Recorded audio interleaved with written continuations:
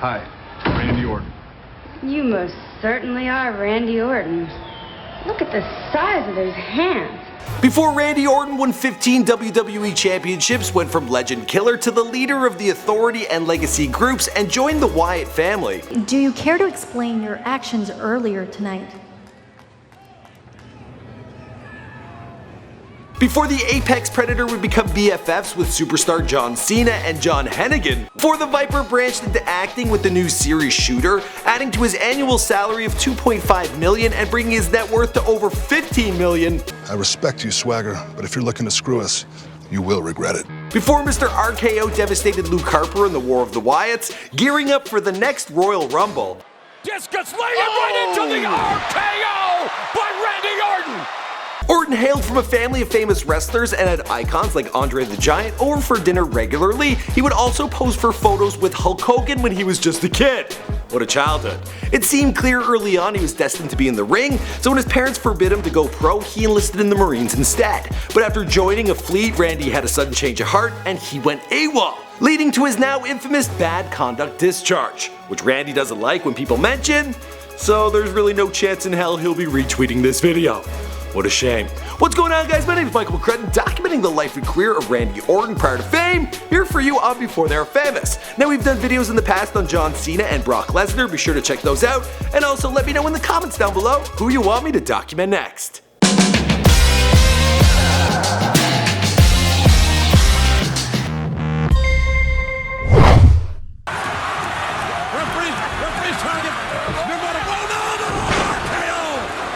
Keith Orton was born on April 1st, 1980 in Knoxville, Tennessee. His younger siblings Nate and Rebecca were raised by his mother Elaine and father Bob Orton Jr., aka Cowboy Bob, a WWE Hall of Famer. I am the #1 contender, wouldn't you agree, after beating everybody I wrestle? But the greatness didn't stop there. His granddad, the Big O, was also a famous wrestler, as well as his uncle Barry O, who fought in the ring before becoming a musician.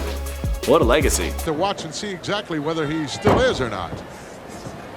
Frankie Lane, of course, ring veteran for many, many years.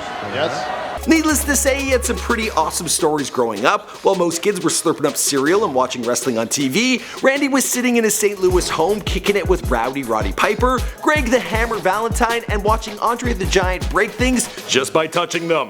Plus, before he was 5, Randy watched his dad knock out Mr. Wonderful at the very first WrestleMania. Now, I know most kids think their dads are heroes, but this is some next level stuff. Little Randy had some big shoes to fill and got to work chasing his destiny, and believe it or not, his parents didn't want him to become a pro wrestler at first. They knew if their son wanted to become a legend like his dad and granddad before him, well, he'd have to spend a lot of time away from home and his family.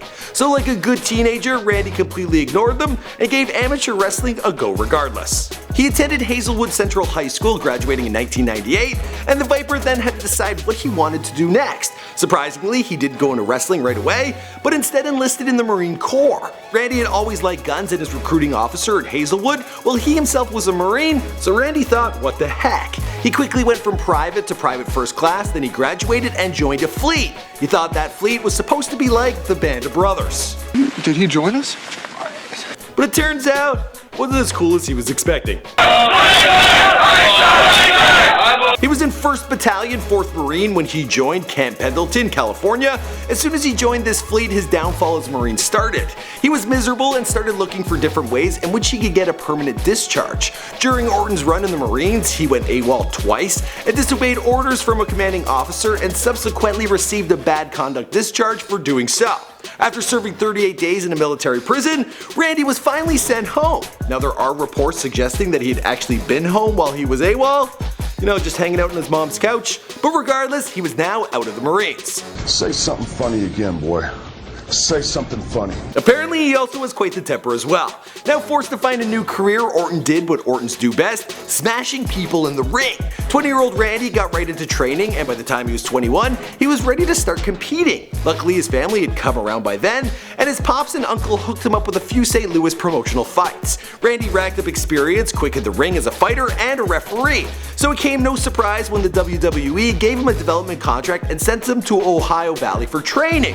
There he first met John Cena, whose first impression of Randy, well, he thought he was a dick. In April of 2002, the Viper faced off against Hardcore Holly in his television debut. He did well and was moved to Raw brand, but was benched for a few weeks because of a shoulder injury.